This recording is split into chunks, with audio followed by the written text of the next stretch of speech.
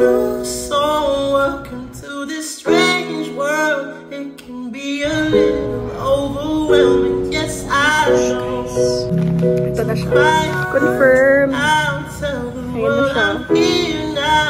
I am 9 weeks pregnant now. Ayan na yung baby, guys.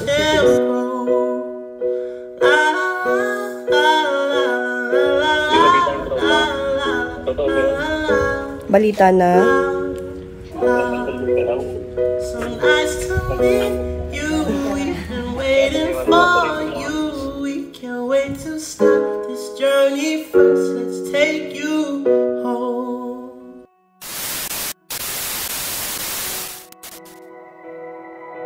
I wanna write a song about you. I wanna tell my friends how you backed up your bags and said, Guys, it's January 2 today, guys, and I just took 2 PTs because I was delayed for a month na, a month and a half, ganyan, more than a month na akong delay. So I took this test and I didn't expect it to be 2 lines positive kasi I had PCOS for years.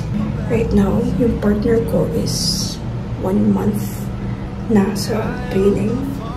Almost 1 month. Wala pang 1 month, pero almost 1 month na siya sa PNP training. So, wala siya dito.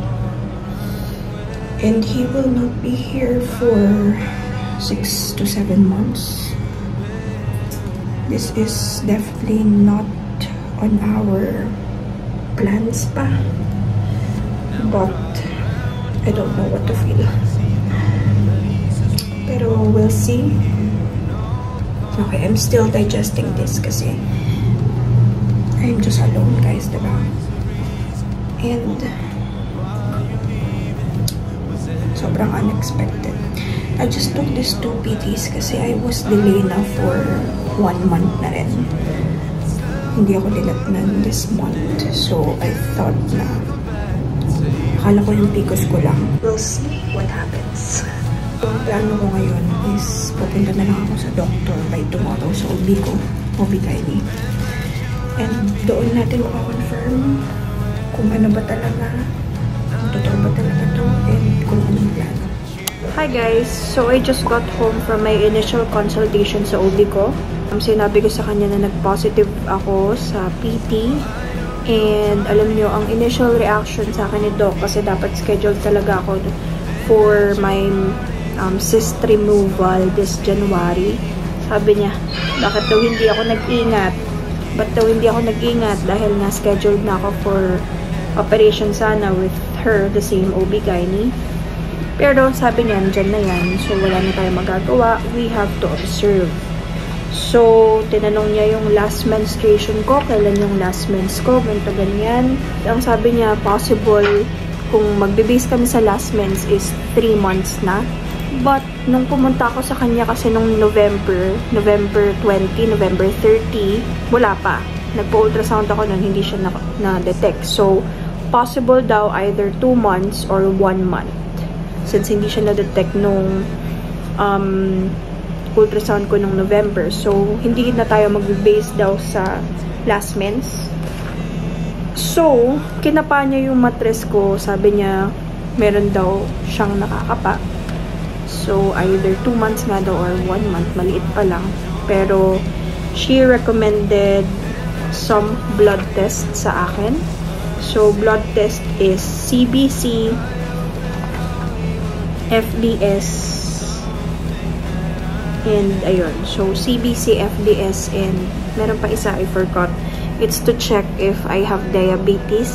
Ayun, medyo delikado daw kasi kung may diabetes. And next, na-recommend niya is a trans-V ultrasound. This is to check kung anong progress ni baby, kung ilang months na siya, and all. Ayun, kung ilang months na, ganito, ganyan. Kung talagang positive, kung buhay, kung healthy si baby, ayun. So, I'm scheduled to have my trans-V ultrasound maybe by tomorrow, or if not tomorrow, siguro sa weekend, sa Saturday. And yung blood test naman, baka sa weekend ko gawin since kailangan dun is fasting and may tulog. Night shift ako. And last, nagreseta na sa akin ng mga medicine si Doc. nagreseta na siya sa akin ng prenatal and ng folic acid. Ayun. So, siguro iti-take ko na yan pag nagpa-trans-V ultrasound na ako para sure. Ayun guys, so, nung nag-initial consultation ako, kasama ko yung mom ko. So, I'm thankful na kahit papaano, I'm not dealing with this alone. Pero, ang sabi ko na nga rin kay Doc, I don't know kung bakit ngayon binigay, lalo na wala yung partner ko, nasa training, pero there's a reason kung bakit niya binigay ito ngayon, diba?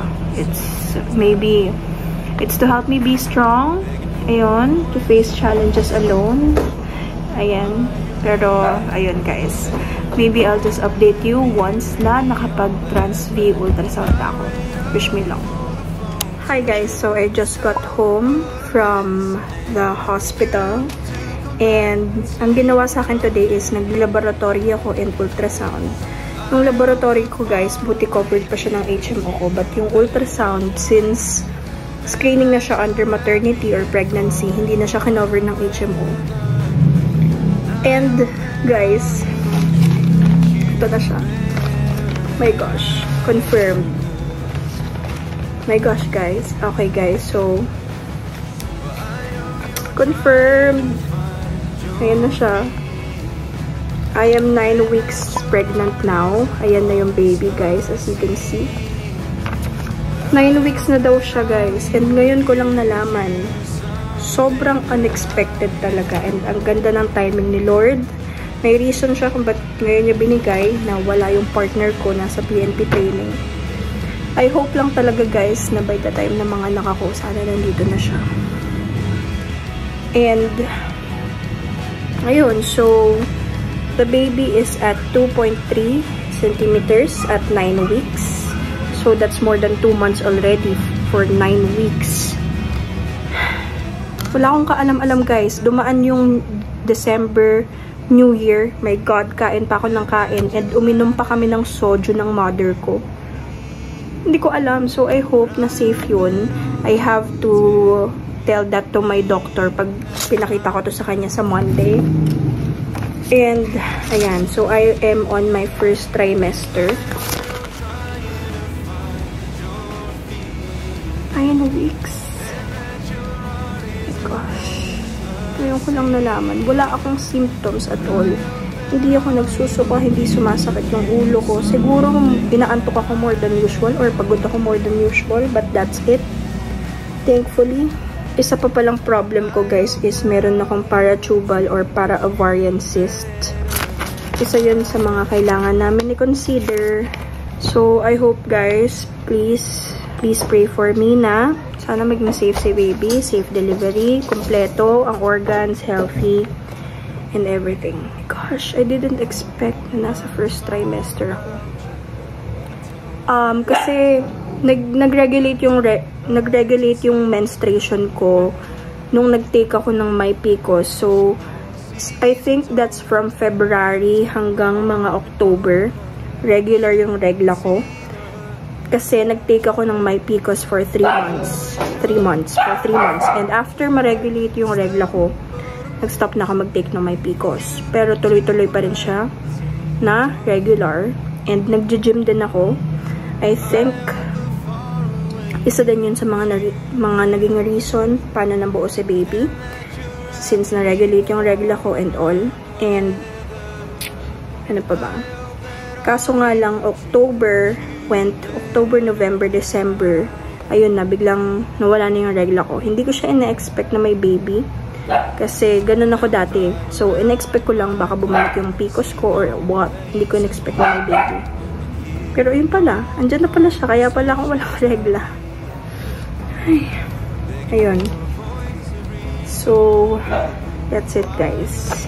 I'll just update you probably once na napakita ko na to sa doctor and all. Hindi ko pa rin alam kung anong sasabihin ko. Hindi ko pa rin alam kung sasabihin ko ba sa partner ko since nasa PNP training pa siya, wala pa kami communication.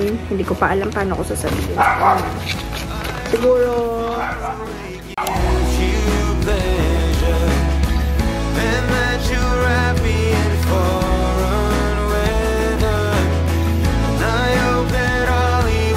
I've been craving for this for almost a week.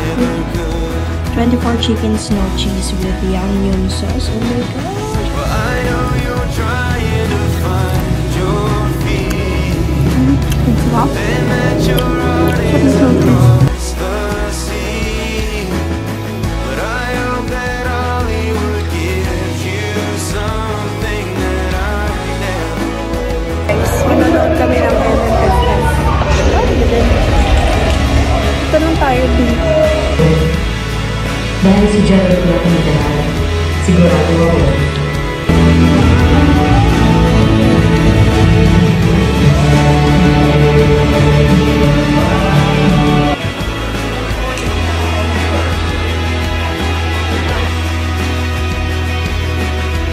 I know you said that it's you, not me.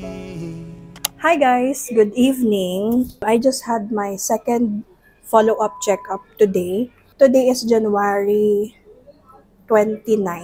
Nag-try kami sa public hospital ng mother ko, which is dito lang sa Mother and Child, sa Binondo, malapit sa amin.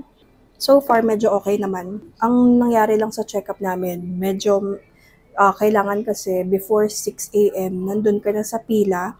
Pero by 6 a.m. guys, magbibigay ng number. Kung 6 a.m. ka dumating doon, sakto, baka medyo dulo ka na. So, mas better maaga ka pumunta. And mga nag-intay kami doon mga 5 hours kasi nag-start magtawag ng number by 8 a.m. and natapos kami mga 10-11 na.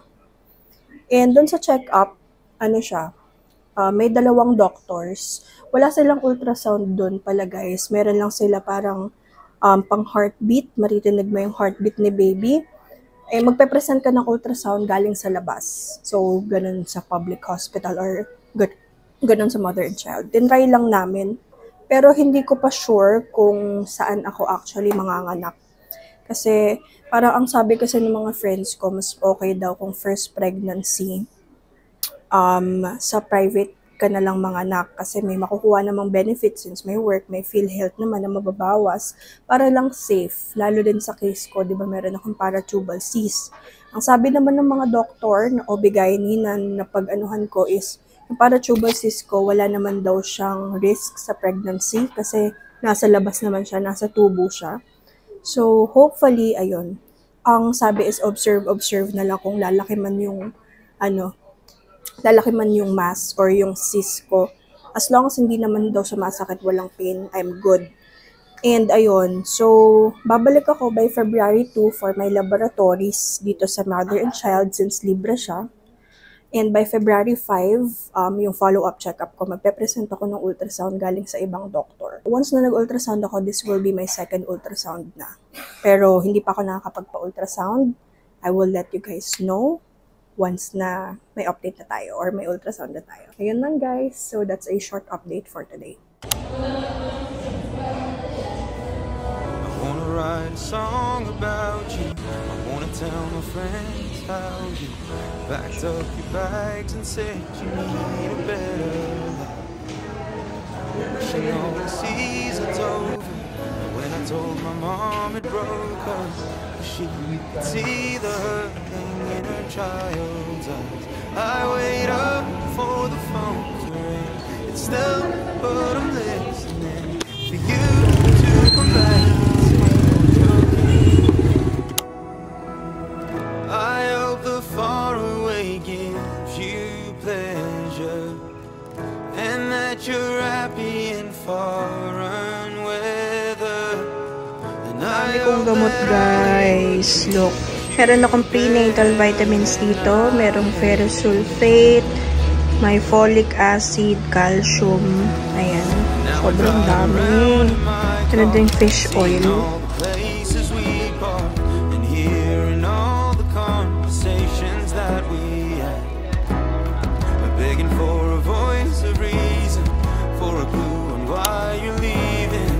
Every moment with me really all that bad? I wait up for the phone to ring. It's still, but I'm listening for you to come back and say you're joking. I hope the far away gives you pleasure